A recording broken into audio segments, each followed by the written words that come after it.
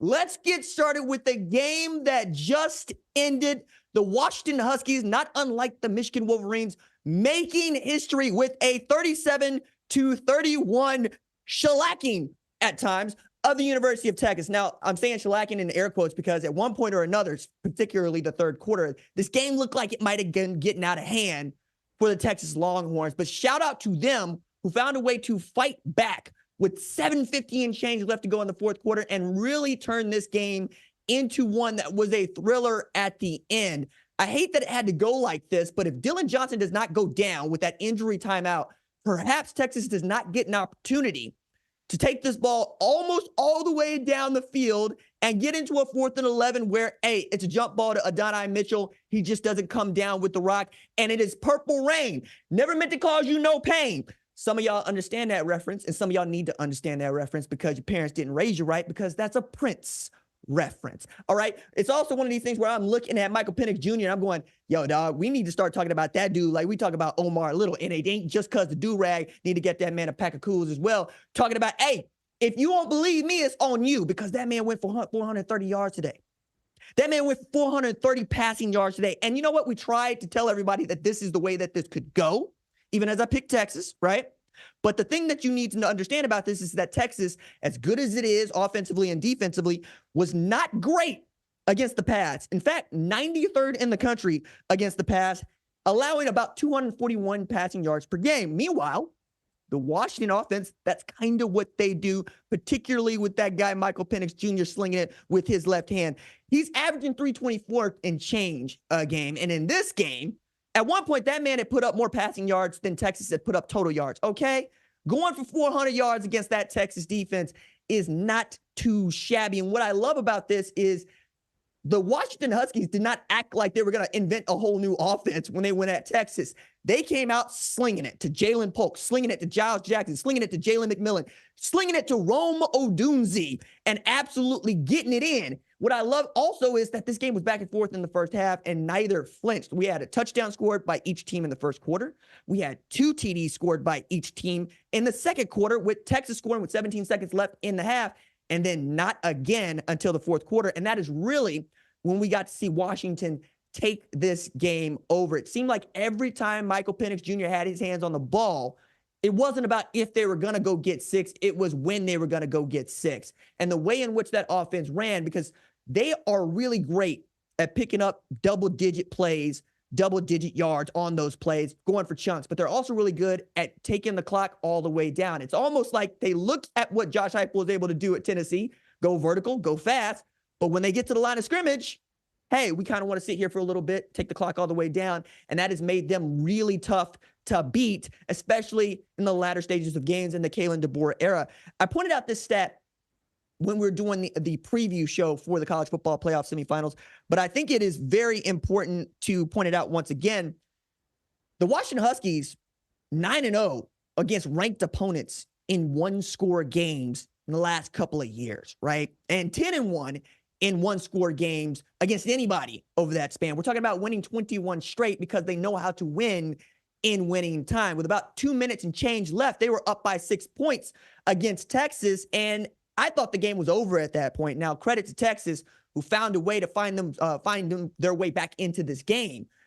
But it's getting to that point to where if you were in a dogfight with the Washington Huskies, it's a fight that they feel like they're going to win. Not they can win, but they are going to win. It also speaks to what Kalen DeBoer has been, not just at Washington, but for the length of his career. We're talking about a man who has won over 100 football games as a head coach, won 67 at the NAIA level before slowly making his way to Southern Illinois, Indiana, even getting as far as Fresno State as the head coach before becoming the head coach at Washington. And all he's done since getting there is win and win and win. A lot of people that voted for Michael Penix Jr. to win the Heisman Trophy ahead of Jaden Daniels are feeling vindicated with this win, because this was a masterclass by a guy who has been doing just what he has been doing all year, slinging it to his playmakers, putting the ball in the hand of his playmakers, and an offensive coordinator and a head coach in Ryan Grubb and Kalen DeBoer, respectively, who absolutely trust him to go out there and make plays.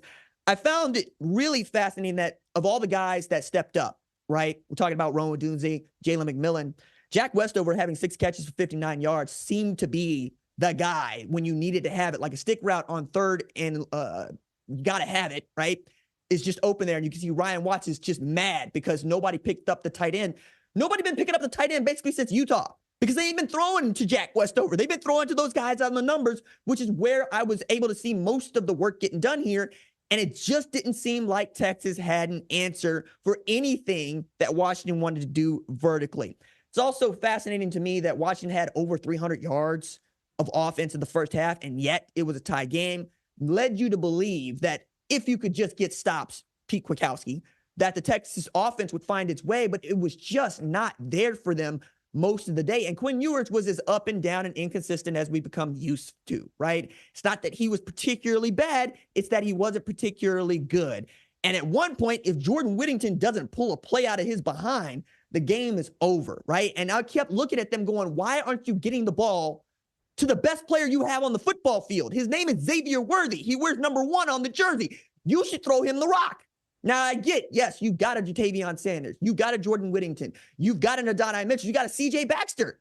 But the dude that had been bringing you this being opportunities to play for championships, is that guy on the numbers going back to last year. And Xavier Worthy reminds me a lot of Hollywood Brown or Zay Flowers, if you are familiar with the NFL. Short, fast, can get by people. I didn't think that they used him enough. But you know what Texas was able to do well was run the football. And it felt like as long as they were giving the ball to CJ Baxter and to Jaden Blue, they were going to have opportunities. But this was not a particularly clean game by any stretch by either side either. We had a muff punt in this game. We had a muff punt in the Rose Bowl. It just didn't seem like these dudes were up to the challenge of playing in the college football playoff semifinals. And you know what? At one point, I can't really blame them.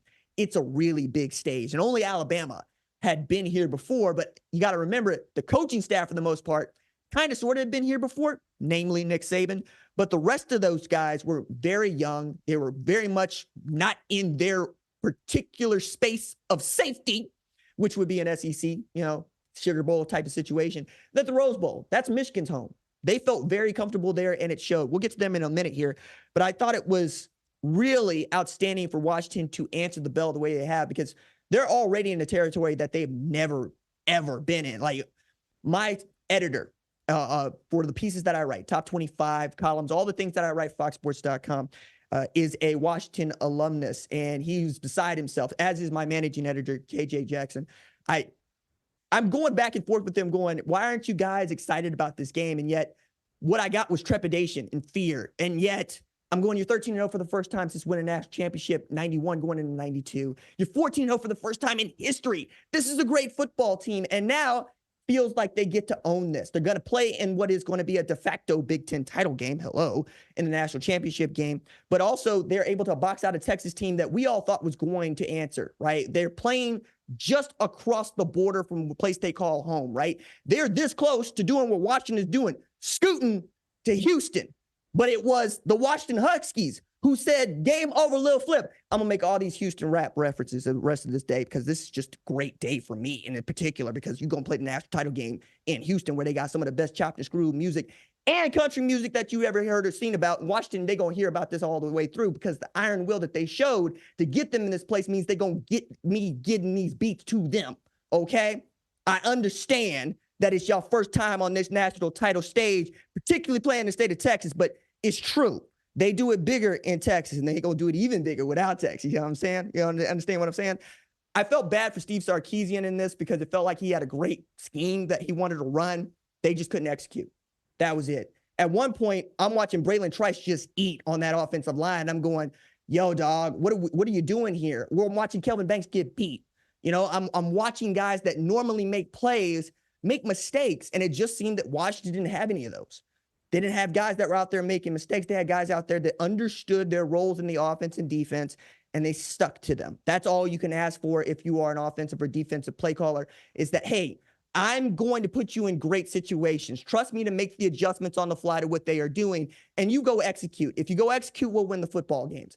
And that's what Washington has done. Remarkable win for them on a tremendous stage when nobody picked Washington to win a national championship, let alone play in a national championship game. And yet here they are with one of the best players in the sport, Michael Penix Jr., one of the best coaches that well, people are getting to know about AP Coach of the Year and Kalen DeBoer, and a story that everybody can get behind, right? Like there's everything to like about this team offensively and defensively. There's everything to like about what Michael Penix Jr. has been through, you know, blowing out knees, coming back from that, transferring from Indiana to Washington. Yet another guy who benefited from an opportunity to go into the transfer portal, reunited with a play caller and a head coach that he loves and knows in Kalen DeBoer, and they make it do what it do, baby. Like, I'm all for this. And we're going to talk a lot more about Washington and the matchup against Michigan a little bit later on. But again, if you're Texas, did you expect to be here? Maybe, sort of, kind of. After you beat Alabama by 10 points, you're feeling some kind of way.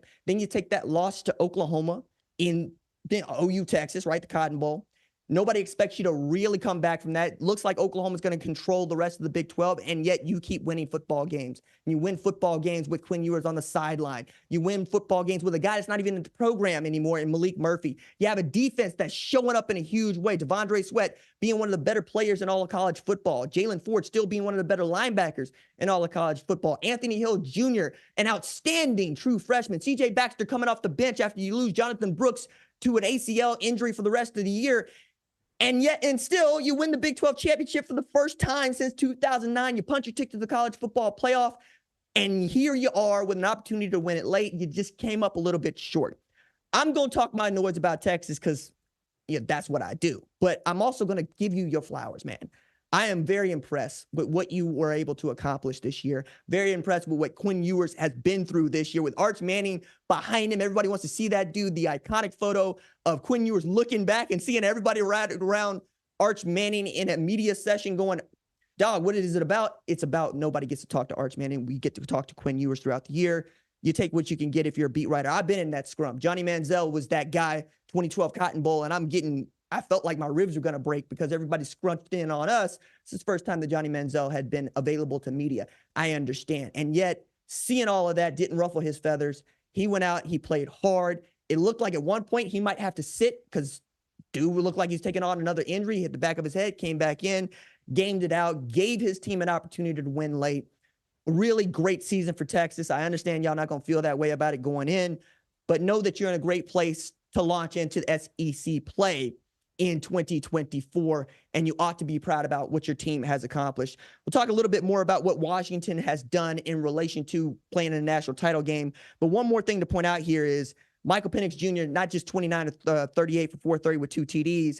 It's also that he was able to throw passes to 4 different guys who had 5 catches or more, all up and down that roster. So when you play them, you're going to have to play pass defense against what is, I think, the best passing offense that came or was in 2023 heading into 2024. Quinn Ewers actually turned out to be pretty good with the line, 24 43, 318, 1 TD. Again, just didn't come together at the end. If you like what you've seen, consider subscribing to the #1 college football show on YouTube, the Fox Sports app, or wherever you get your podcast.